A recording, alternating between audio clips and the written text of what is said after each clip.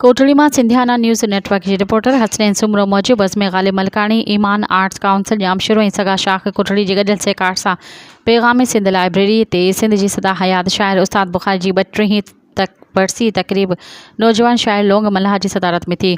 मेहमान ख़ास काजी बदर अल्ताफ़ मलकानी, तारिक आकाश, हाकिम बबर, महबूब सिंधी, अब्दुल सत्तार भुट्टो, इकरार मदहुश ऐं रोशन डीपर मेहमाननि में शामिल हुआ। शुरुआत शाह अब्दुल लतीफ़ भिटाई जी वाई सां कई वई। अल्ताफ़ मलकानी मेहमाननि खे आजानो ॾिनो। चंग नवाज़, उम्मीद अली खोसो ऐं आज़ाद अली बख्श जलबाणी चंग वॼाए वाह वाह कराए छॾी।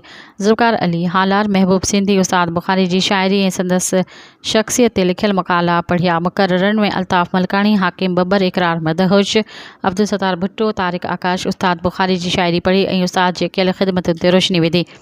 सदारती ख़िताब कंदे लोंग मल्हा चयो त उस्ताद बुखारी जी अवामी शाइर हो।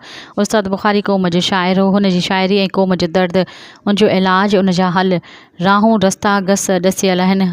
हू ॿोलीअ जो सोहो हो।